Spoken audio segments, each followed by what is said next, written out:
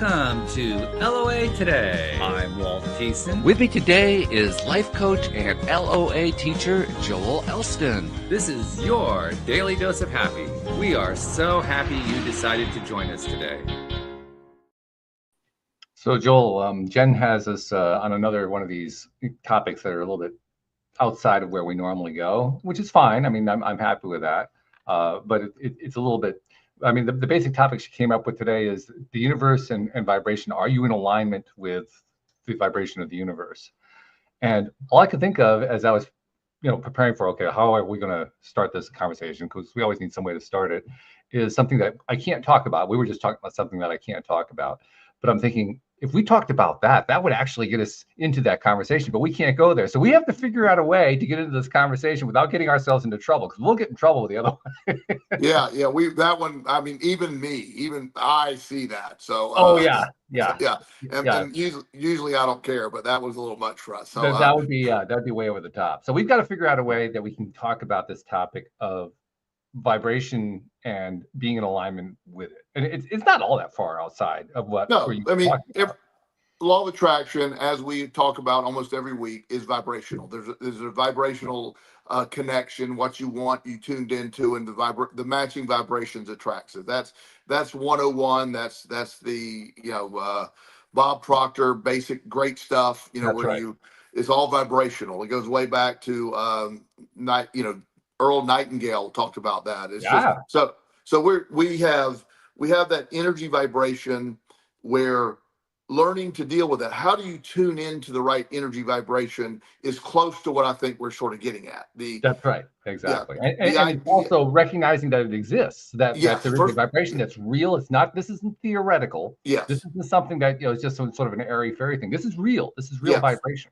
Yeah. It's real vibration, energy that we all emit various energy and vibration. When you're in the room with somebody, one of the reasons that I prefer in-person sessions to online sessions or virtual sessions is you don't get as much energy exchange with me virtually as you do in the room. And the energy exchange is where my greatest strength is. I feel that. So when somebody walks in the room, almost all the time they say, wow, I feel so much better than when I walked in. Mm-hmm. And I'm explaining to them that, as we were talking, I naturally vibrate higher. I do this for a living, but I try to charge that full blast energy of my stuff to them, and that raises the room. It works in reverse. I've shared this a few times. So every now and then I end up with a client that is the most boring person on the planet. And, and I'm sitting there going, oh, and most of my sessions feel like that 1 hour flies by. I mean, it's shockingly how fast it goes. Right. But there's clients that I occasionally have, and these are nice people, but the clock goes backwards, I think. One time I'm pretty sure this happened. I took a glimpse at the clock real fast, thinking 30 minutes had gone by and 10 minutes had gone by. And I was like, oh my goodness. And I looked again, and then only 9 minutes had gone by. So something, I think it went backward. But so the energy that you bring to when you're looking to use the law of attraction, basically tuning into learning to understand everything vibrationally. So when we operate, I have a very dear friend who lost his father last night. And sorry to hear that. Yeah, he's a great guy, and I've known these people for years, and that they're like family. So we knew he was ill, but it's always shocking when the end comes. So I found out first thing this morning that he had passed. And so obviously I messaged all the family members offering my condolences. But then I realized I'm in this sort of that vibrational energy matching grief, and that so while that's certainly what you should be doing, that's a normal progression. But before I leave my house, I have to figure out a way to lift that energy vibration within me, because if I'm going out with that energy, I want to be attracting similar, and I'm going to use the word negative here, but grief isn't negative. It's just, but you get my point. It's a lower vibration. And I didn't want to leave on a Monday morning with a full day with a lower vibration. So obviously the first thing that I do, and every Monday morning, is go to the gym. So before I even do that, I had to sit down and do some meditations, had to do some focus, and I got my energy up a little bit. And of course, once I got it up a little bit, I go to the gym and make it really good. But Mhm. that period in between, it was, you know, I was feeling like I cannot put this out there because I know what I'm going to attract. So Mm. understanding how you feel, we talk about the emotional guidance scale a lot that Abraham Hicks uses, but knowing how you feel will indicate where you're vibrating at, and that's what's really important to know how to adjust. So when we talk about law of attraction, it's all vibrational. It's all vibrational, and a lot of people just think, well, that's woo woo. But you can be in a room with people that are invigorating. They make you feel better. You're in a better mood. Or you can be in a room with people that are just very negative. And so that proves that energy exchange is there.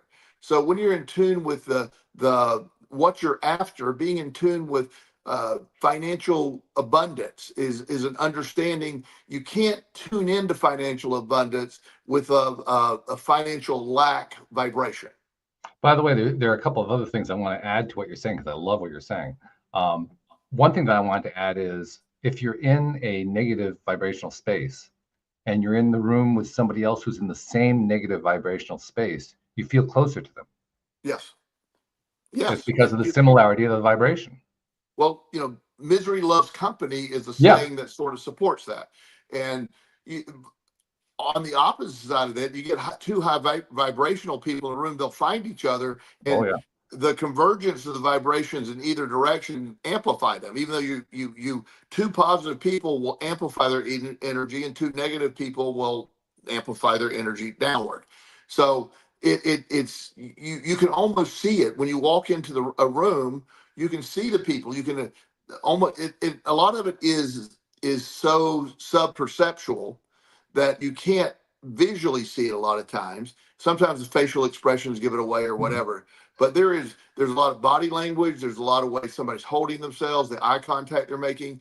Those are all things that can sort of suggest, where are we at in this vibration connection. Hmm. So it's really important to identify that. So whatever you want, whatever you're trying to attract with a law of attraction, the key fundamental thing is first learning the vibration of what you're trying to attract. And what goes along with that, I believe, help us to understand why it is that we sometimes experience what you described, that Yes. experience where you're in the same room with somebody and there's just no resonance at all. And it's because the vibrations are so different. Yes. If the vibrations are that big of a difference, it's really hard to put yourself in that other person's shoes and to feel what they're feeling. Yes. I was speaking with a reporter last week about they were talking about the dating apps Mm. and just various things. They were talking to several therapists and life coaches that work with various people and were asking opinions of that. And I said, the I'm not pro or against. I'm just simply saying factually, the dating apps totally missed the boat because there's one metric that really applies it is that picture. The Yes. the picture is all that matters in a dating app. You're Mhm. you're you're not getting a person's energy or vibration, which is the biggest part of attraction. So there's multiple relationships, potential relationships that are bypassed because there's no way to translate that through a picture. Yeah, I've And often thought that if you wanted to do a video, I mean, not a video, yeah, well, ultimately that's where I was going. If you wanted to do a dating app that would work, it had to be video based. You had to make video recording so that people could actually see that person yes, behaving, doing, yes. acting. Yeah, and that's really important because the one of my clients is older gentleman. He's been divorced for a while. I think he's 60. He's he self describes himself as very plain looking. His description. I'm short and bald, and Mm, but he also has a hilarious sense of humor. He has mm, plenty of money. He goes on very fun trips. He does a great mhm. thing. He's on the dating app and can't find anybody. They're just it Yeah. just he said, look, I'm not built for this product. That doesn't match me. So we were talking about places where he loves to bike, for example. So there's a Mhm, biking club here in Richmond that mhm, he joined. And sure enough, there's several other people there of all different ages. But over the weeks, he was talking to this lady. At first, there was no spark or anything there. But he made her laugh a lot. Mhm. He's a very generous man. He bought her lunch a couple times with no intention, but just, and Mhm. so she literally asked him out. Oh, really? Nice. Yeah. She said, "You got the best energy." And he said, "You're right the entire time. The old way of connecting is how you really connect. Yes. Not the new way, which is built solely on appearance." And there's some incredibly beautiful women and very handsome men out there, but the looks fade, the looks go away. But that energy is a lifetime. Your energy can be your entire life. So when you're just using one metric, that's why those things are very seldom effective. They do work sometimes. I'm not saying they don't, but for the most part, they don't really work for deep relationships. I was thinking about something that happened in my life about 30 years ago. I'm in a Facebook group for single men, and one of the things they talk about, not surprisingly, is what's it take to find the woman of your dreams, that kind of thing. And there are certain themes that run in the group that really rub me the wrong way, and I won't even get into what they are. But the point is, I decided I was going to try to, in a sense, challenge what those ideas were by telling the story from my own experience 30 years ago. And it actually wasn't so much my story; it was my friend's story. I had a friend for about 3 years. His name was Ron, and Ron was he was a relatively unremarkable person. Now, at this time, I was in my early 30s. He was in his late 20s. He's full-blooded Italian, a fairly good-looking guy, not what I would call a hunk. I doubt that he would fit into anybody's category of being a hunk. He certainly wasn't particularly athletic or anything like that, but a fairly good-looking guy. But he had an amazing ability, absolutely amazing ability, and I experienced it with him over and over again anytime we went out anywhere. We could go to a club, we could go to a restaurant, we could go to a park, we could go to a party, to a dance. It made absolutely no difference. It was always the same experience. We would go into whatever it was to that place, and within minutes of us just going in and sitting down, two or three women would come over out of the blue and hand him pieces of paper folded up. Yeah. And he would show them to me, and the folded up pieces of paper had their names and phone numbers on them.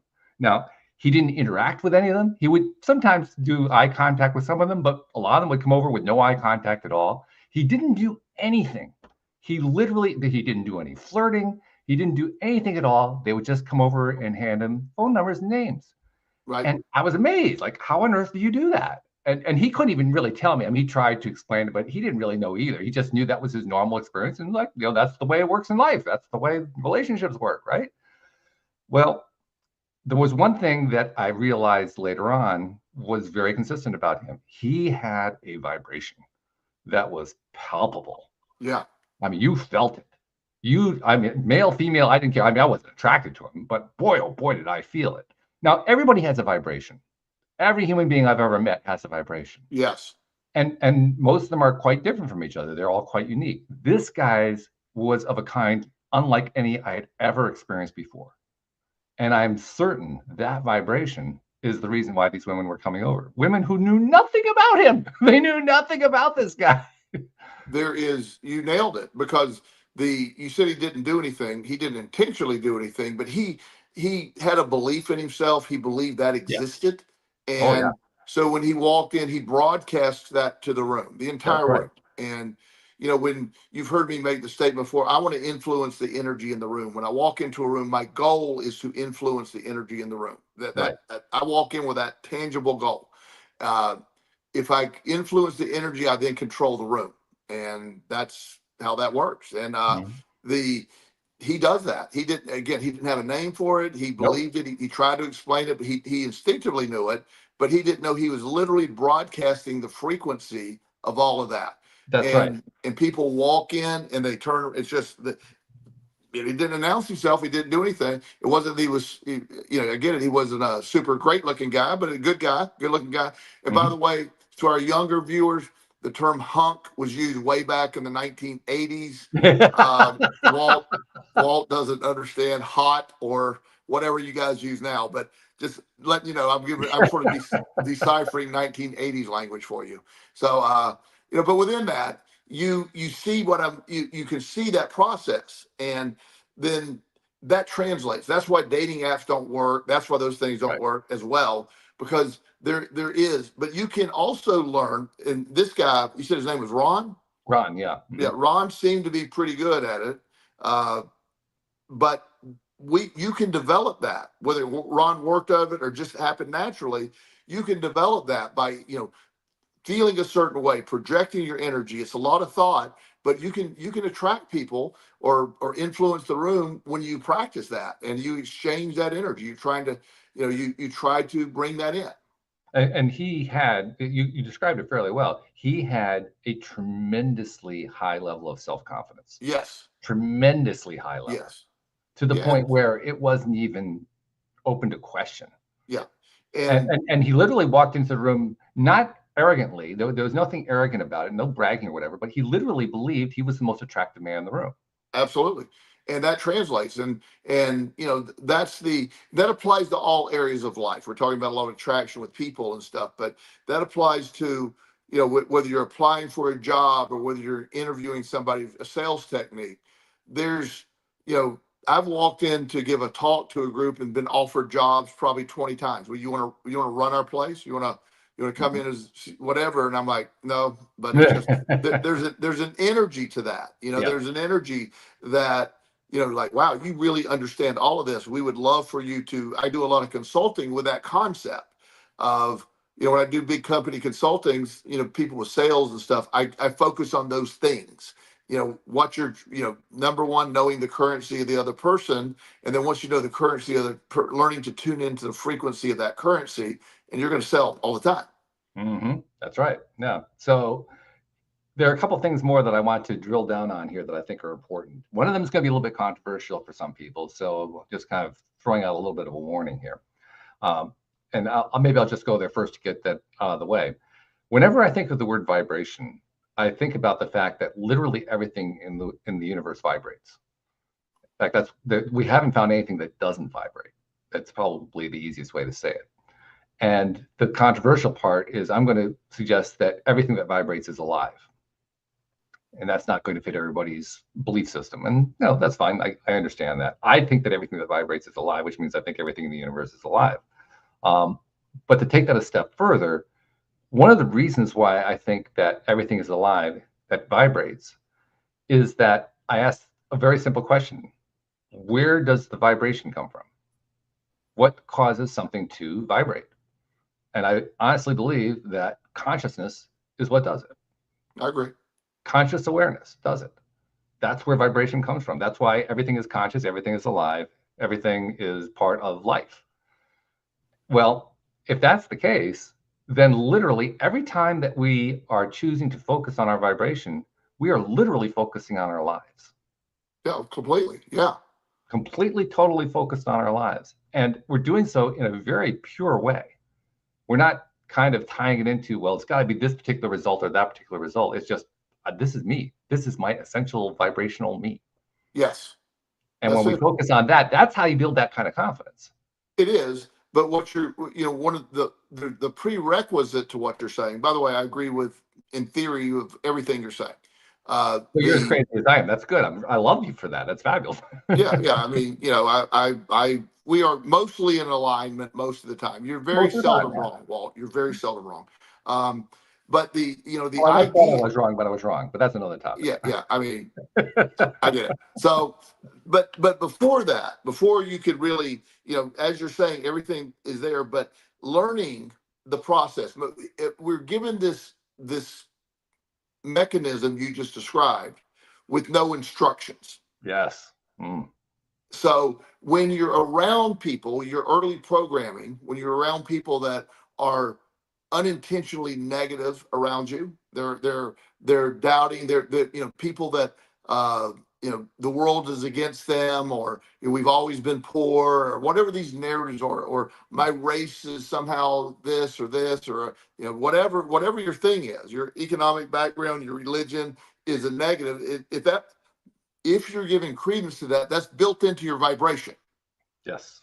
So everything that you're about, everything you ever learn, everything you believe is part of your vibration. So one of the reasons we were talking last week or the week before, how long does it take to change some of these things? And you're having to change all of that because it isn't just as I use the simple term, the subconscious mind, to make it more understandable.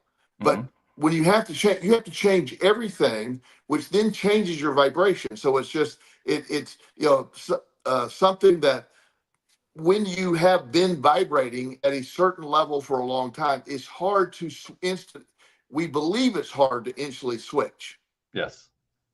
I don't think it's hard, but I think we believe it's hard. So as long as that feedback's coming back, that vibration gets reloaded. And sometimes when things start going really well and we're like, okay, this is going good, then it's like, whoa, wait a minute. You remember the last time we got close and everything fell, and then the self-sabotage happens one more time.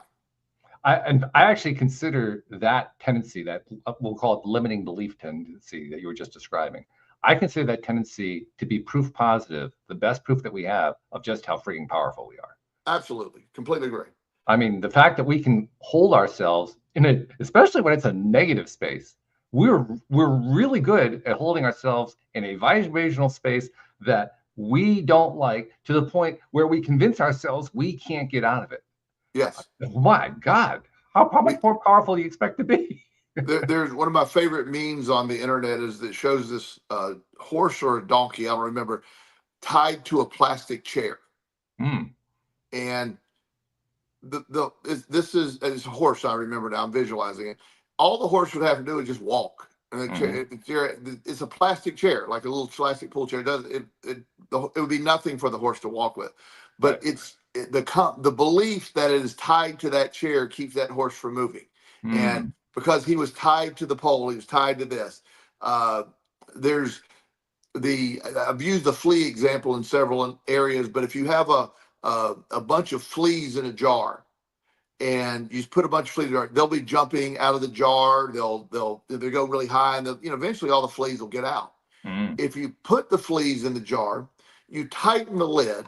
They jump and they keep hitting the lid. Eventually, they quit hitting the lid. You take the lid off, the fleas will never jump out of the jar. Never jump out. Yeah.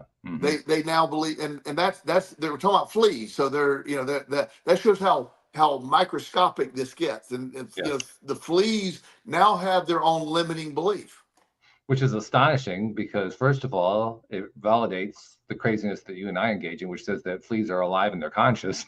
Yeah. that scares the pants off of a lot of people. Yeah, so many people get stuck in the weeds on those kind of things. But, yeah, right. One of the things, my beloved bearded dragon Mango, who passed away unexpectedly a few weeks ago. Yeah.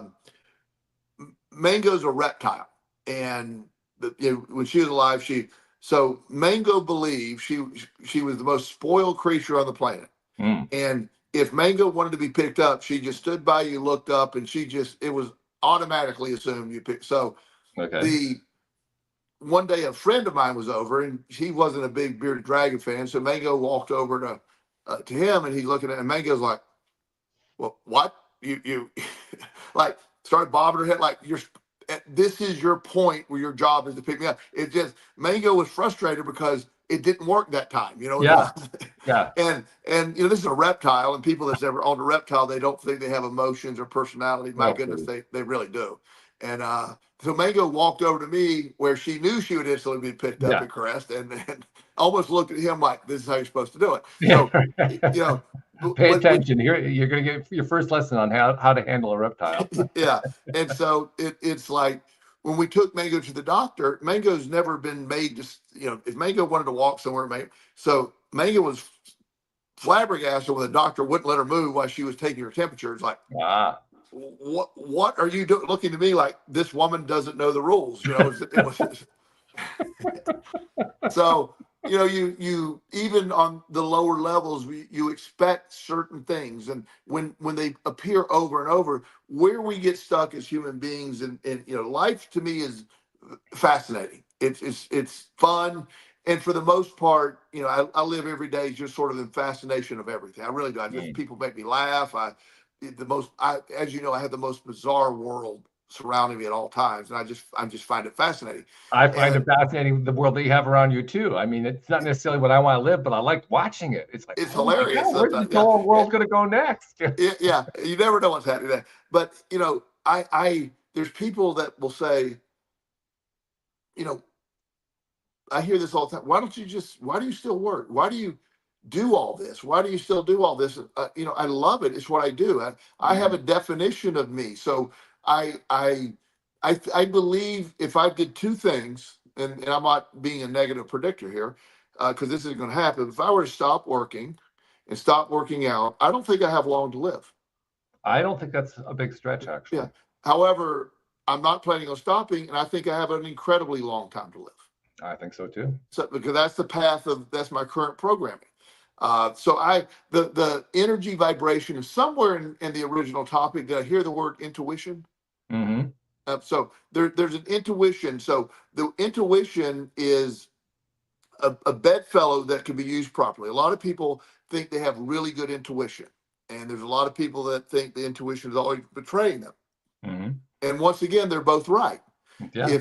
If your intuition is something that you're tuned into and you really believe it, it's going to be very effective. If you're like, oh, I always pick the wrong person, or always pick the wrong this or this, and my intuition is terrible.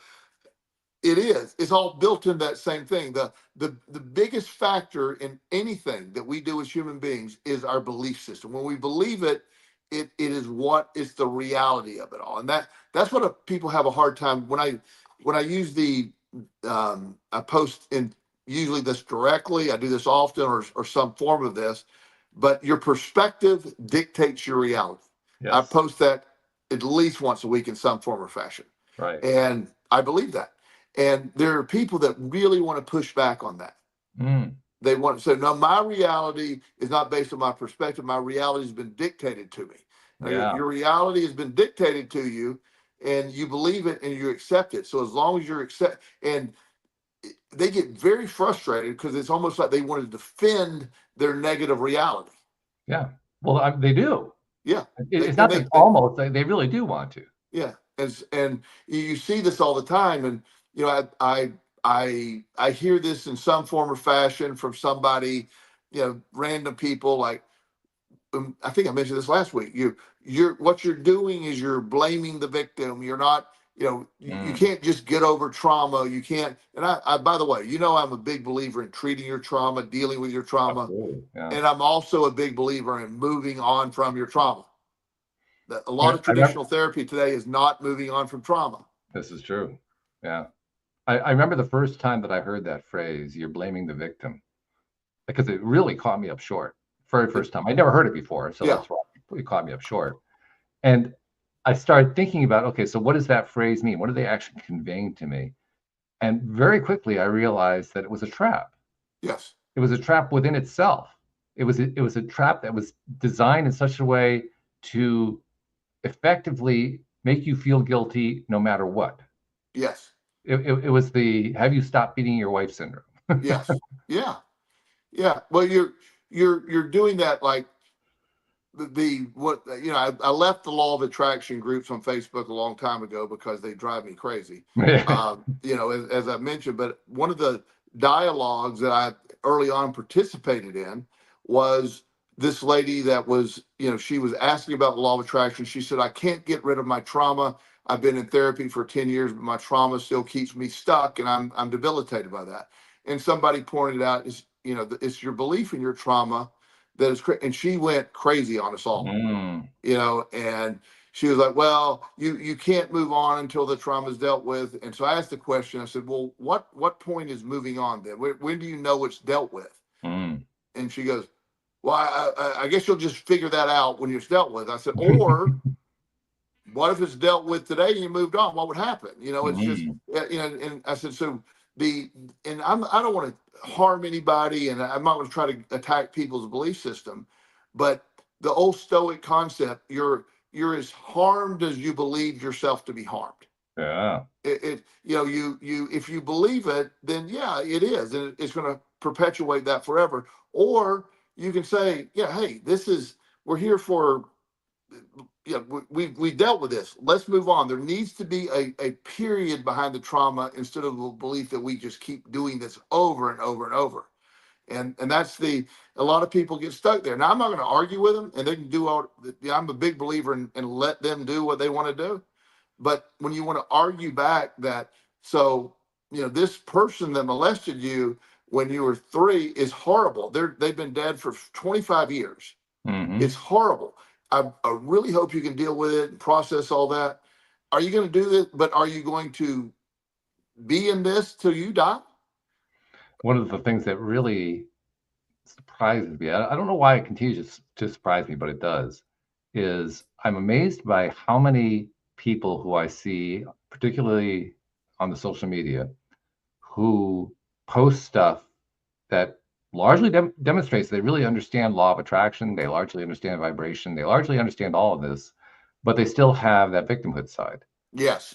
And they're willing to fight for it under certain controlled circumstances. In fact, you'll remember back about 7 years ago, I published a book. It was a compendium of stories. You contributed a story about a young man who we called Marcus in the book, and it was a collection of stories from about 35 different people who were sharing. Here are examples of how I experienced the law of attraction playing out in my own life. One of the people who contributed a story fell into this category. She had a very strong belief in this concept of blaming the victim. And it got to the point where after, I never told you guys this, but after the book was published, she demanded that I unpublish the book and pull her story out because she didn't want to have anything to do with us if we weren't going to recognize that her limiting belief associated with defending, or not defending, but attacking the person for being a victim was removed. And I mean, I couldn't believe it, because this is a very advanced person in terms of understanding LOA.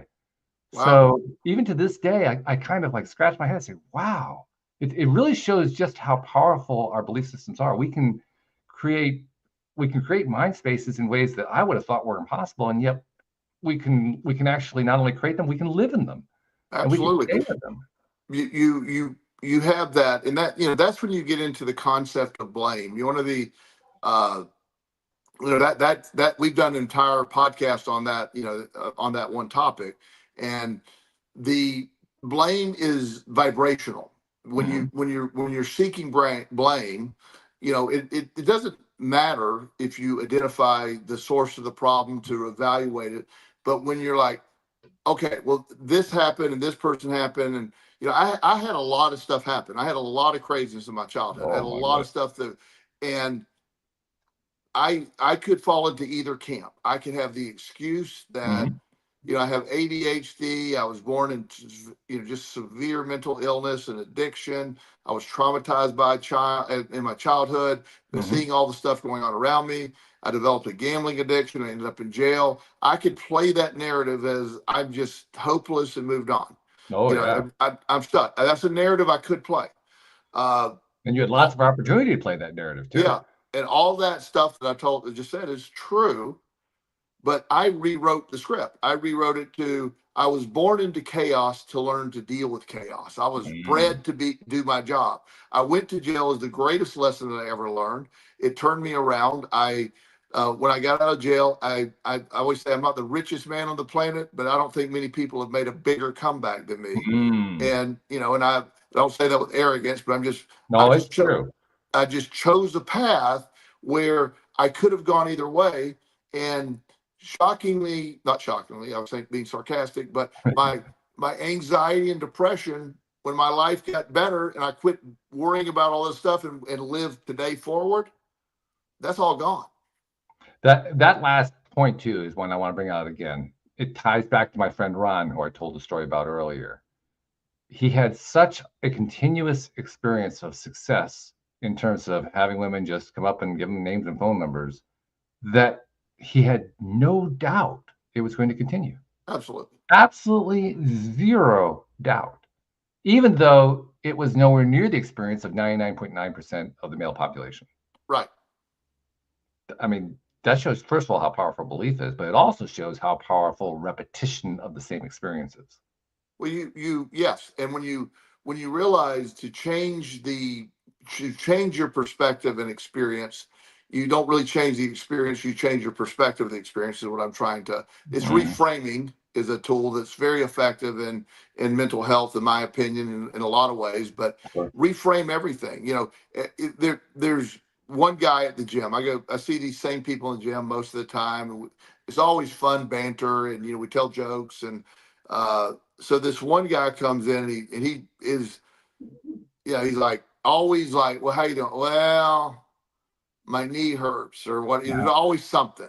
Yeah. And so he goes, okay, go ahead and say it. I go, did you wake up today? Go ahead and say it. He knows the routine. Yeah. I said, yeah. He said, yeah. I said, are you walking? And he goes, yeah. I said, okay, well, I'm sorry you have a boo-boo. Let's move on. And he laughs, but it's we get stuck on the little things that are wrong, when in reality, waking up today is not a privilege afforded everyone that I know. There's a lot of people that aren't afforded that privilege that I know. And so with that gift, if you view it as that gift, and there's a lot that's going to go on today. I have a lot that's not great in going on today, but I always reframe it with, did we make it? Did we get through the day? Did we do those things? Did we make progress? And if the answer is no, then we've got through the day. But if the answer we didn't make progress, hey, but we're still here, and we're going to take a shot at it again tomorrow. And it's just not worth living in that. And it's not being aloof or whatever. It's just simply, this is the way to live. I have people that have told me, you don't live in reality. I hear that a lot. And I go, my line, I always say, well, I don't live in your reality. Yeah, I was just waiting for it. I said, but my reality is awesome. They go, are you familiar with what's going on in the world? I go, I'm really not, to be honest with you, but it's all good. It's all good for me. It just is in my behalf. Yeah. I'm often amazed at how hard we will hang on to narratives we don't like. Yes. We will defend them to amazing degrees. And it raises a very important question in my mind, which is, well, isn't it true, therefore, that we value them higher? That we value these things we don't like higher? Unintentionally, we do. I think so. Yeah. Well, it's when you in Abraham Hicks, one of the books, they talk about a perfect city. There's this perfect city where everything's fantastic and beautiful. But over on 7th Street, there's a pothole. And there's people that are going to focus on the pothole of the street and say, this place is a dump, it's in disrepair, or the rest are going to focus on the beautiful city itself and ignore the pothole. They're living in the same city, but they're going to defend that. And the idea that we keep repeating the same, and a lot of times people don't realize they're born into a family with a narrative, and a lot of people are stuck with that narrative. They believe they're stuck with that narrative for the rest of their life. Yeah. And that's something that, in the belief system that exhibited that narrative it's just unbendable a lot of times. And, I had there's a family structure. I've worked with a lot of, families here in Richmond, and generally well-to-do families, and, they're good people, solid people that have been in the community forever. And so one of my clients, this has happened multiple times, but I'm thinking about one in particular. One of my clients, he finished college, and he started a business with his buddy that his parents didn't think that was wise. They wanted him to go straight and get his MBA. And so he was like, no, I want to do this. And they said, but at some point you got to get your MBA to be successful. And so finally we had a family meeting. He asked to have the meeting, and we're coming in. So the father was talking to me, and he goes, Joel, do you know anybody that's really successful that doesn't have an MBA? And I said, you picked the wrong question. I said, I know multiple billionaires, and none of them have MBAs. In fact, one of them doesn't have a high school diploma. So, the reality is, now, does an MBA guarantee a good, solid income? Possibly, probably. But you're taking your belief system because your grandfather got an MBA from the University of Virginia, and so did your father. Now you did, and now your son has to. You've all been successful, but you're not allowing for a different. You're demanding he repeat the same narrative. I said, why don't you let him? By the way, I reframed. I said, he's going to do what he wants to do, and we're way past you being able to tell him. So, but why don't you support the idea? What if this is something that because I do know you love your son. He's a very smart young man. What if this thing blows up? Well, that's been a few years ago. It's blown up, and he's doing really well. They're really excited. He's way ahead of the curve. He didn't spend whatever NBA money is, a lot of money probably, and he didn't have to spend all that money, and he has multiple businesses across multiple states now. Which is very exciting. And yeah, congratulations to him. That's well done. Great guy. But in his family, they're not bad. They admit, Sure. hey, we changed the narrative. And his father jokingly said, I ran into them one time at dinner, and he said, yeah, none of my kids, because of you, none of my kids will ever get an MBA now. I said, yeah. It's all your fault. Yeah. I said, yeah. I said, you're welcome. I love it. That is fabulous. Yeah. I also realized as you were telling the story, I'm sure you probably realized it on some level too. In a sense, he was fighting against your personal story because you were brought up in a family that ran an insurance company, and the very last thing you wanted to do was to work for an insurance company. It was like that was instant death. It literally was it did not end well at all, Walt. Not at all. Not at all. So, I just imagine to myself, I wonder how things would have changed. And I don't know what the answer is here. I mean, you might have some ideas. How would things have changed if your parents had a different attitude about you coming to work for the company? I've thought about that before, and I don't know. I don't know. But they later, my mom, I tried to explain to them, and to be fair to them, I didn't know what I wanted to do. So the insurance business was what I call my ADD choice. I got a Porsche and I got a job.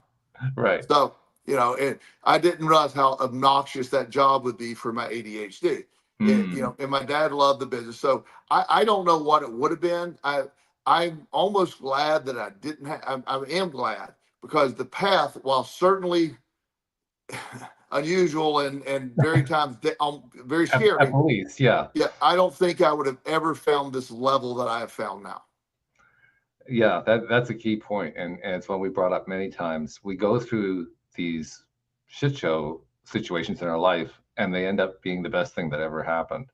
And I remember the first time that we talked about this on the show. This was many years ago. This is like 7, 8 years ago, 9 years ago, and just being blown away by the idea that experiencing all this negativity could be a good thing.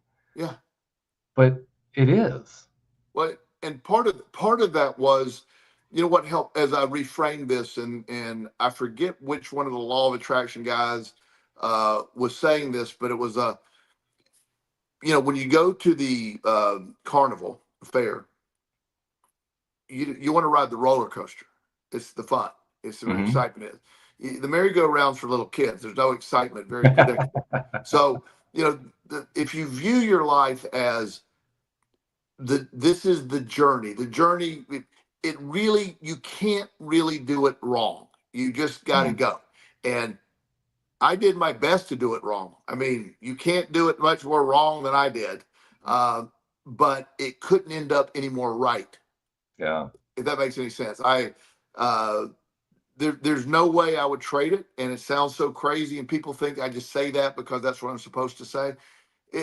I look back and I go, no, other than my son TJ passing, I'll make that caveat all the time. But other than that, hell no. Let's just go.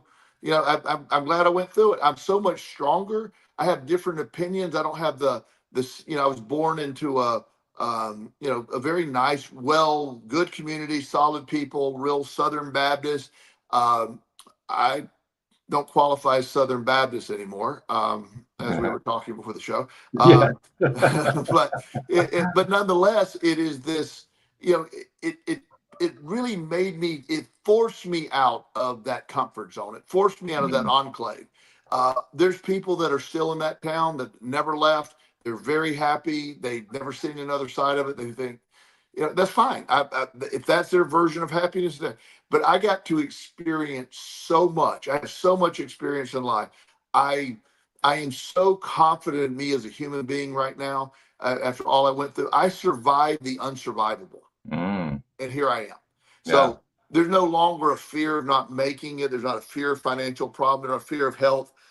It's just, let's go. I have managed to overcome any obstacle. So that journey made me far stronger. I view that journey as a necessary part to become the man I am today. I I I don't have anxiety. I don't have depression. I don't have those things that haunted me in the middle of my addiction. I defeated my addiction. That 12-step people hate when I say that, but I cured my addiction. That's taboo. I just love Oh to yeah, say you're it not over and allowed to over. say that. Yeah. Yeah. So, but you get the Um, point. And so that was a necessary part of all that. And my perspective along the way, the more my perspective started seeing this as a journey versus a curse, I remember thinking, how cursed could one human being be? mm, You yeah. know? Yeah. It was a very reasonable question to ask yourself, Yeah. considering what you went through. So yeah. Yeah. And I don't know, Versus, I'm sure we violated at least one, maybe more than one of the 12 steps. And so we have, 12-step advocates, please forgive us. yeah, But well, and 12 steps is a great program. It works for people, but I'm just talking about from my perspective. They have a set of rules that they literally tell you day one, you're powerless. yeah, yeah, Clearly, I'm not powerless. That's let's rule that part out. that's getting back to the whole victim thing that we were talking about before. So yeah, I want to try to stay away from that one myself for the exact same reason. Yeah. I do want to get back to our original topic though and kind of tie it in because we've really been touching on it the whole time, but I want to show how we're touching on it. The original topic, the way Jen put it together, was the universe speaks through vibration. Are you aligned? What we've just been describing here are, in your particular case, all the different ways that you went through hell in order to get aligned. And Yes. the story of my friend Ron was, we didn't really see how he got into alignment in the first place, but there was a man who, in regard to that one thing, being able to attract women into his life, he was in complete alignment, total alignment. And I say it that way for a reason. I want to point out that it's very rare for somebody to be in alignment about everything. Well, But it's very common for people to find alignment in certain ways. one of our calls years ago, and you'll remember the call when I describe it. Okay. This guy, somehow we took a live call. I don't remember that, but we seemed like we took a We were live call. experimenting with that at one point. Yeah. Yeah. So he said he was thankful. He's been listening to our show.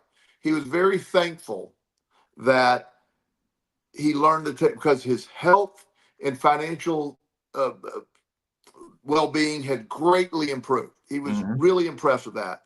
However, the reason he got into this was his relationship and looking for, and he could, that seemed to be no better. And we quickly knew the answer, because the other stuff, you were so focused, you're hyper focused on the lack of relationship, you kept that lack going, but you were using the law of attraction, the other two things sort of vicariously, and it just, you flourished in those two areas. So the finding somebody that is in tune on all areas of the line, like Ron, one of the questions I was going to ask, if I don't know Ron obviously or his life, but likely most people that sort of are born into alignment in one area often find themselves way out of alignment in other areas.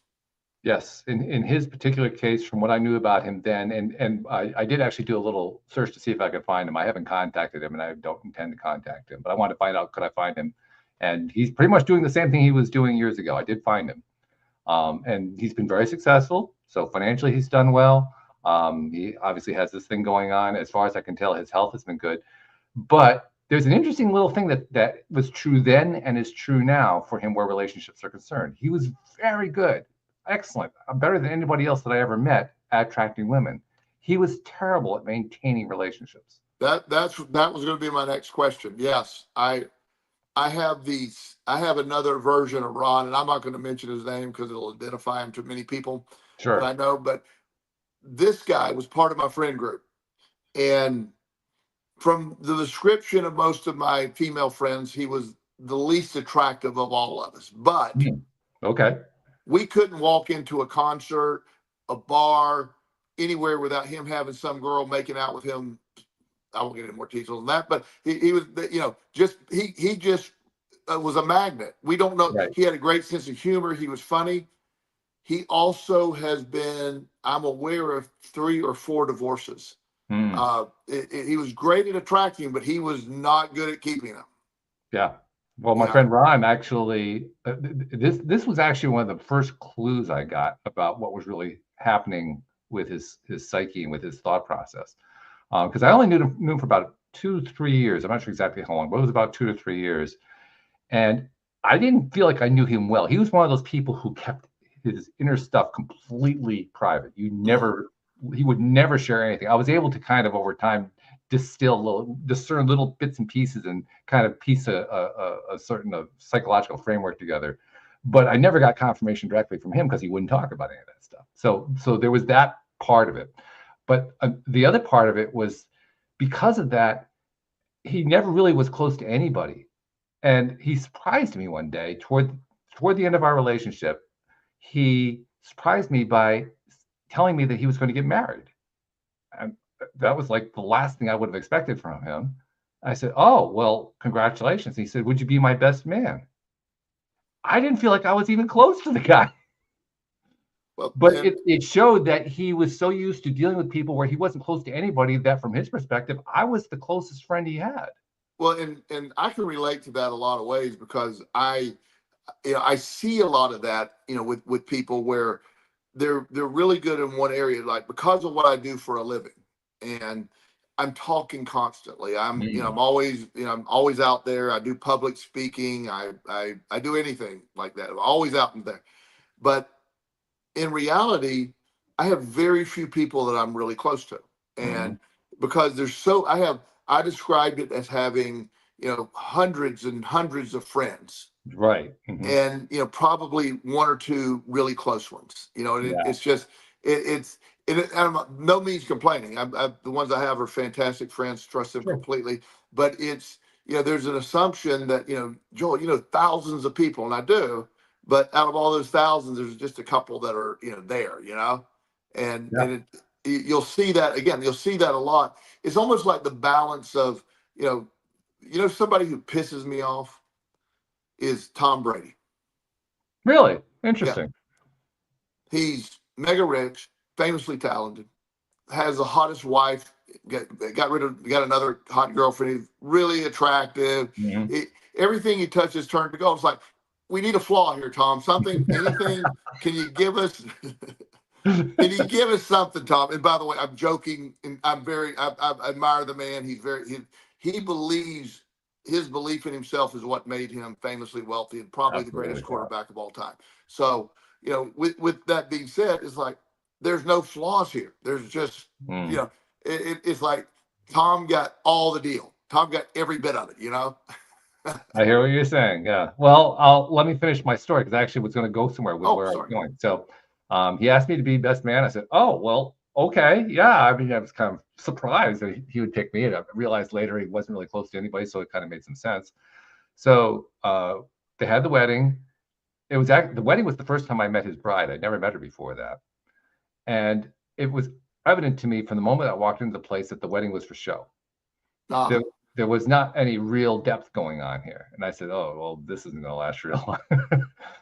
And I didn't really know what to say. I mean, I was the best man. I had to give the toast, right? I didn't really know what to say. To this day, I can't even remember what I said. But what I said amounted to little more than, "Please raise your glass to the bride and groom," because I didn't know what else to say. Yeah. And so the wedding completed, and 6 months later, they were divorced. And I'm pretty sure that they broke up within like days after the wedding. I'm pretty sure it didn't last much longer than that, and that it was basically just trying to convince the courts of the state of New York to let them be divorced. Yes. That's what 5.5 months were for. And then shortly after that, he ended up moving to another city where he was going to get a good job, and that's the last I heard of him. But it was a fascinating experience because I got to see firsthand how somebody can be both in alignment and out of alignment in the same general topic, if you will, Yes. Same time. So later on, when I learned about law, now that was 30 years ago. I learned about law of attraction about 15 years ago. So it took a long time before I got there. But once I finally got to that point, that experience from 30 years ago finally made sense. Yes. You know what I mean? Like I do. I was able to make sense out of something that previously just seemed like an enigma, something that Yes. was unexplainable. Yes.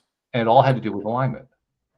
Well, and that's the key, the alignment within, the alignment within the alignment almost. Yeah. There's very few people, and I don't know if I can say this. I can. Very few people get total alignment in everything. I don't know if anybody gets total alignment. As I'm thinking about it, I'm just trying to I process. can't say I've met anybody. I mean, I've met some Yeah, people who are really good, but yeah. wow.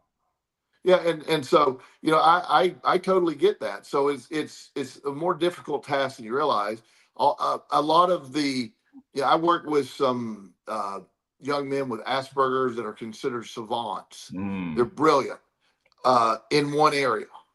You right. know the, one kid can tell you about quantum physics, and he may be the only person I ever talked to that understood quantum physics. He tried to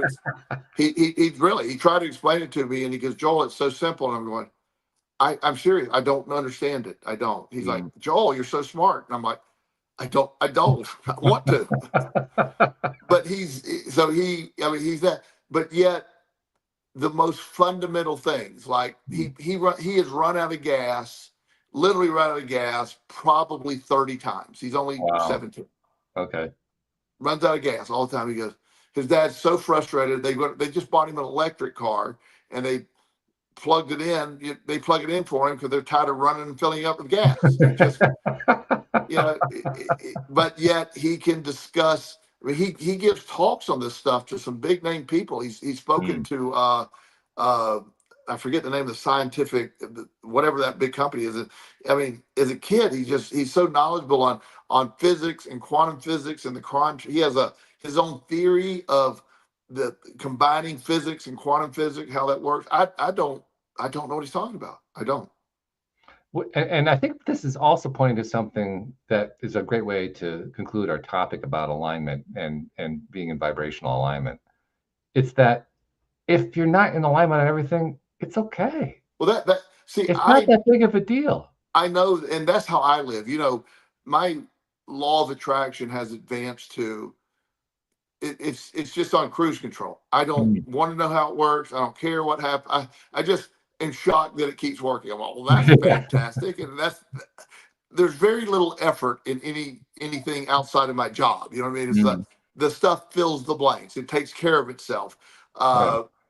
And you get to that point. I don't think I'm in alignment in all areas. And I don't care if I'm not in alignment with all areas. If I Yeah. need to work on that, I will. I am historically really bad with the relationships. I really am. I mean, I'm terrible, and I own that. And my belief that I'm terrible reinforces the fact that I am actually terrible. Oh, So sure. Yeah. I've there is echoed the that. same So thing. Yeah. and I don't care. So there's And that's that. the point right Yeah, there. yeah. It's not that important. It's It's not not that that big of a important. deal to me. So it doesn't mean I don't still enjoy attractive women and going out and stuff like that, but I can mess it up pretty quickly, and like I don't get it, but it doesn't matter. The rest And I stuff, always say it's good to have a skill. That's a good one. Yeah. yeah, it is. But again, the idea that the individual person, the bio individuality of all of us, Mm. is you got to work on what matters to you, not what your Yeah. parents think, not what your Yes. family has always done. Figure out your stuff, and then learn to vibrate in that field, and just let it happen. It's so amazing when you get to that place, and it there's nothing. If I know if I set my mind to do anything, and I want to do it, that's the key, because I don't want to do a lot of things, but if I want to set my mind to it and actually do it, it's done. It's already done. It's just perceived as being done. People often talk about having a purpose in life. And Yes. for many people, it's a God-given purpose. It's not one that they give to themselves. Personally, I quibble with them, but that's okay. They want to see it that way, they can. To me, that is the purpose, what you just laid Yes. out. Choosing what it is that is important to you, pursuing it, and becoming in alignment with it. Yes. That is everyone's purpose. Now, how does that play out in different lives? It's going to be different every time. There's a But different story. Yes. yeah. The point of life to me, and this is just my interpretation is you can almost interchange the word purpose and journey here. Mm. Having a reason to wake up. I like to go get on the boat every morning and go down my journey. I do. Mhm. And Lord knows there's going to be some U-turns. We're going to end up in some canal somewhere with some crazy stuff going on. I have to call a tugboat. All those things are going to happen on my journey. You know that. But I no longer am ever, I don't focus on any destination whatsoever. It's just, I Mhm. just love the journey, and you can live that way. And to me, it's the most fulfilling way to live. I don't, sometime between now and the next probably 50 years, I'm going to be dead somewhere in that wide, in the meantime, my only job is to get up every day, work with the people I work with, enjoy my journey, and repeat it as many times as I'm allowed to repeat it. That's it. Life's amazingly simple that way. Well, Joel, keep repeating it. Keep following that journey because I love hearing about it, and we all love hearing about it. And thank you for sharing it because it's so much fun. Plus, we get to follow our own journeys. We get to follow multiple journeys. Yeah, exactly. I love, and my second favorite hobby is watching other people's journey. They're Yeah, fascinating to me. yeah. Yeah. Oh, yeah. That's what keeps me doing this podcast. That's why I've been doing it as long as I have, and I probably Yes. will for as long as I'm breathing, just because it's so much fun to watch other people's journeys. It's fantastic. Thank you, buddy. Thanks to our audience. Thank you, everybody out there. We'll see you next time here on LOA Today. Goodbye, everybody.